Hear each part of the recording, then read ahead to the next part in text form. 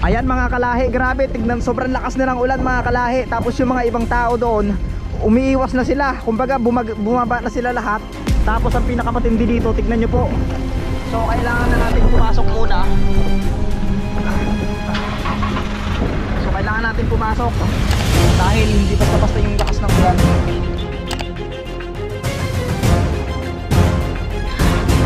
Grabe mga kalahi, tignan nyo naman. Hindi kami makapaniwala sa aming nasaksihan. Bigla.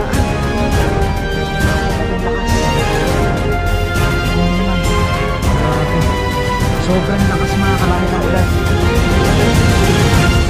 Grabe yung kalabaw oh. Sobrang lakas. Biglaan ito.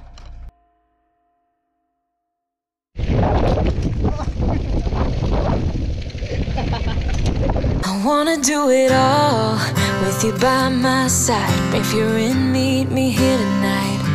Be brave and come along, I'll be alright. Promise we don't need no brake lights.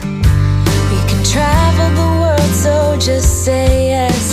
Choose to do whatever comes next. This or that, getting drunk on whiskey on a Tuesday night. Drinking red wine by an open fire, make love or fight. This or that.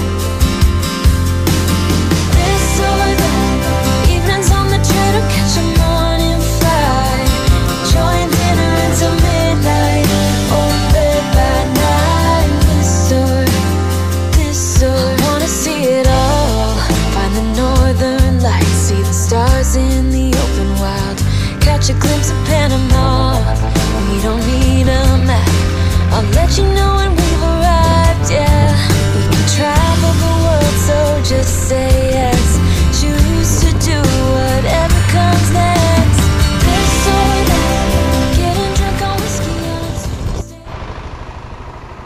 Kapansin-pansin na kapag nandito ka sa bungad pa lang ng Mantangkob River na ito kaagad yung paalala nila. Babala, mahigpit na ipinagbabawal ang pagtalon sa cliff at pagpunta sa malalalim na lugar. So alam nyo po, ang lugar na ito ay napaka misteryoso at napaka delikadong lugar sa iilan at maraming ang kwento ang mga bumabalot dito.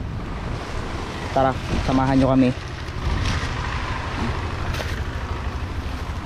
So pupuntahan natin yung isang lugar dito na kung saan ay isang tao ang tumalon at sa kasamaang palad ay hindi ito kaagad umangat. Tara. Ngayon, ang challenge natin sa sarili natin, lalakbay tayo dito, lulusubin natin yan at didiretso tayo doon sa kabila. Tara. Ayan, muli kasama ko nga pala si Kuya Joms Adventure sa ating vlog ngayong araw na ito. At bago nga tayo tuluyang pumunta sa ating destinasyon ngayong araw, ipapakita ko muna sa inyo itong mga floating cottages na pwede nating rentahan kapag pumunta kayo dito. So sa halagang 700 or 800 lang ay may enjoy nyo na ang maghapon nyo. Ayan, ito rin yung naging source ng mga magsasaka sa tubig. Kinukuhaan nila ito ng mga tubig para sa kanilang mga palayan. Pagtanungan namin kanina na ang lugar na ito nga ay pwedeng rentahan ito. So sa halagang almost 800 to 700 pwede mo nang ma-enjoy ang araw mo, diba? Ganda dito. Simula dito papaybayin natin yan pag ganun tayo. Bagamat napakadelikado at medyo nakakatakot yung gagawin namin, ay susubukan pa rin namin. Para ano kaya yung makikita natin dito. So ayan, kung nakikita nyo naman, diba, napakaganda siya. Pero napakahiwaga ng lugar na yan. Maraming kwento dyan at marami na daw namatay dito. So for the first time ay tatawirin namin itong Mantangkob River. So bahala na. Ano kaya ang mga kababalaghan na mararamdaman natin dito? Dahil ito yung sinasabi nilang pader na binabagsakan daw di umano ng mga mahiwagang bulalakaw. Yung area na yan.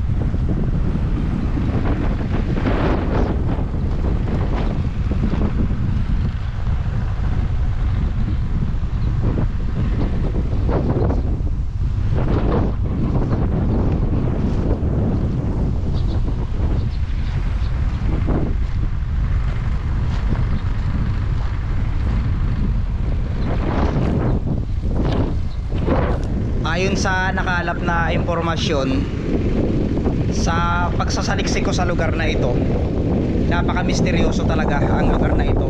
At ito nga daw ay pinamamahalaan ng isang dato ng tubig na kung saan ay may alaga siyang dambuhalang ikat na sa kalaunan daw. Itong lugar na ito ay pinamahalaan na daw ng mga engkanto.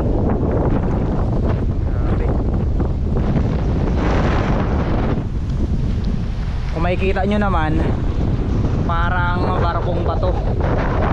Grabe, nakakamangha dito. Sinyalis na. Tignan nyo naman po, makakalaan.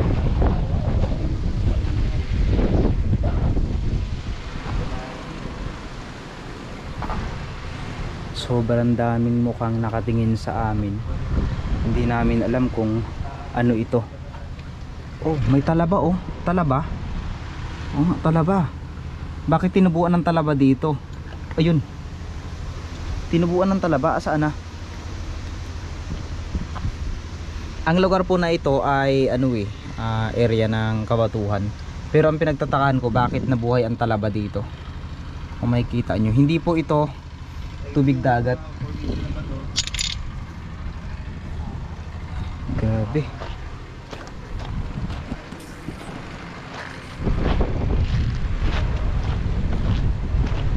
Sana matawid natin yung kabila kasama si Kuya Jom sa adventure.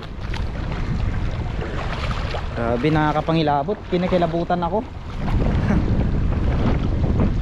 Can you imagine, this area ay napakaganda. Tignan nyo naman.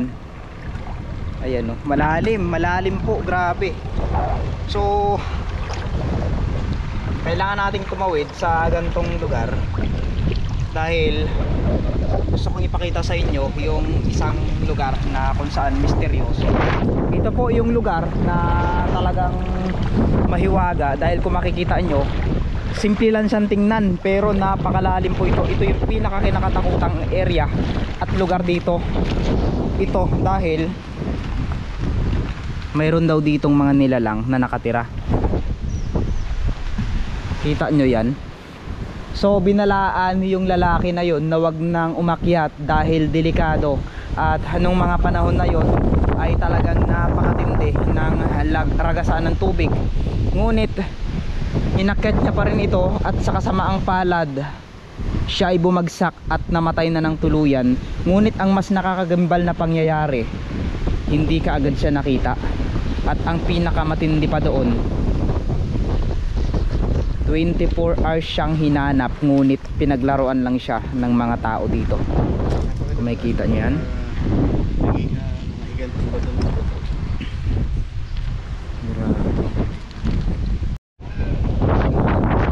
So naisip namin na tawirin pa sana dito pero napakalakas na ito. Wala na rin kaming area dito na pupuntahan. At least na ipakita na rin namin sa inyo. Napakagandang area na to. Gusto nyo bang malaman kung ano ang kwento ng lugar na ito? 3, 2, 1, go!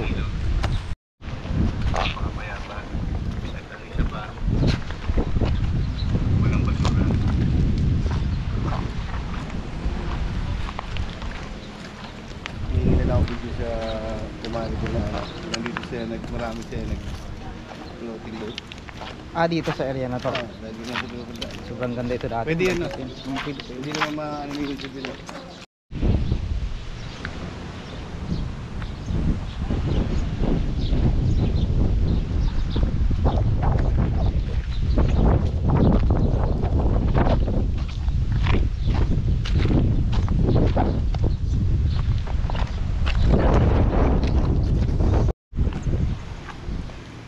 Shout out po sa mga viewers natin dito na nanonood ng vlog ko ngayong araw na ito. Paki-explain naman po. Nakakuha po ako ng isang bato. Sobrang bigat po siya. At kung makikita nyo yung butas-butas, kulay, yun po, kulay brown. Tapos ang nakakamangha po na ito, ayon sa kwento ng mga taga dito, ay naging bagsakan daw po ito ng mga bulalakaw. Shout out po sa lahat. Paki-comment naman po kung ito po ba ay bato ng bulalakaw. So kayo na po yung bahalang mag-judge kung anong klaseng bato ito. Basta pinulot ko po siya.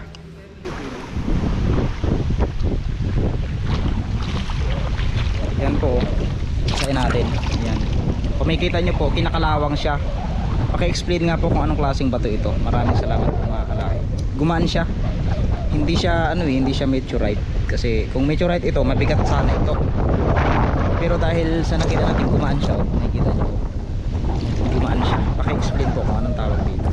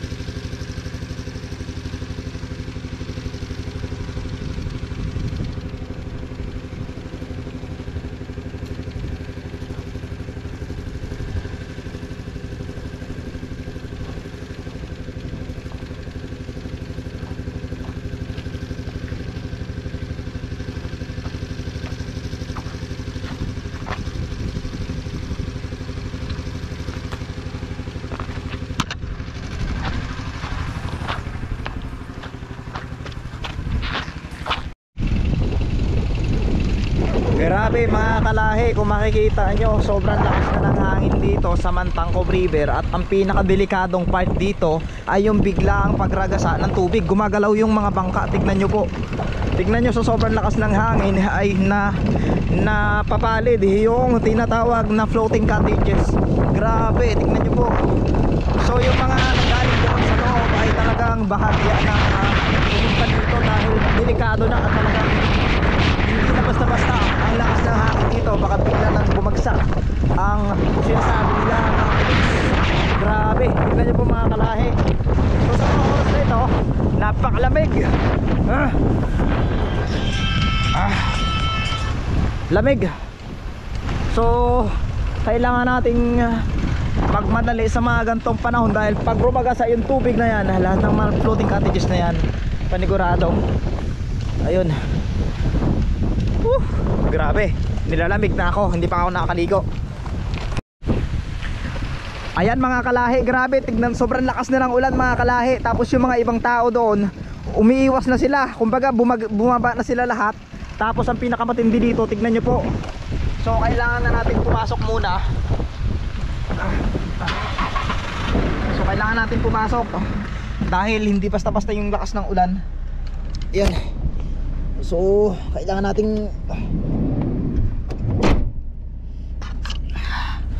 grabe mga kalahi, tignan nyo naman. Hindi kami makapaniwala sa aming nasaksihan. Biglaan, you know. Grabe ang lakas. Tignan nyo naman. Grabe. Sobrang lakas mga kalahi ng ulan. Hindi kaya ano rin yung kalabaw doon? Grabe yung kalabaw oh. Hindi rin siya makali sa lamig. Sobrang lakas. Biglaan ito. So hindi namin inaasahan na mangyayari. Nagde-decide kami kanina na maliligo kami pero patitilain lang muna namin yung ulan. Dahil kung makikita nyo naman, hindi ito basta-basta. Yung ibang gamit namin, inilagay muna namin sa likod. Dahil talaga namang, ayun nga. So yung aking, ano pala, yung aking pantalon.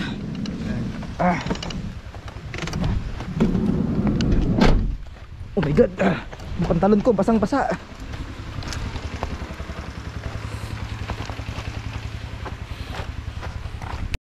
Lumabas kami pero ito yung nangyari. Sobrang lakas ng hangin mga kalahi. Grabe.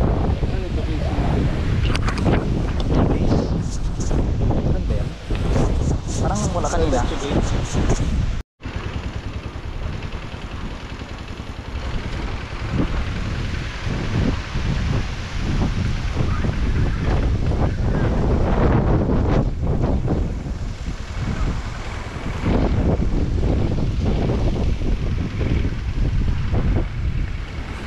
Pinagpaplanuhan namin ni Kuya Jones na maliligo doon. Challenge na yun sa rin. Basa yung hangin. So sobrang lamig. Naliligo sana tayo ngayon pero Parang may nakalitaw na buhaya. Nawala yung araw. Magpapasin ko parang may parang buhaya dito. Parang nakalitaw na buhaya. Ang haba pa naman yun. Oh. Pero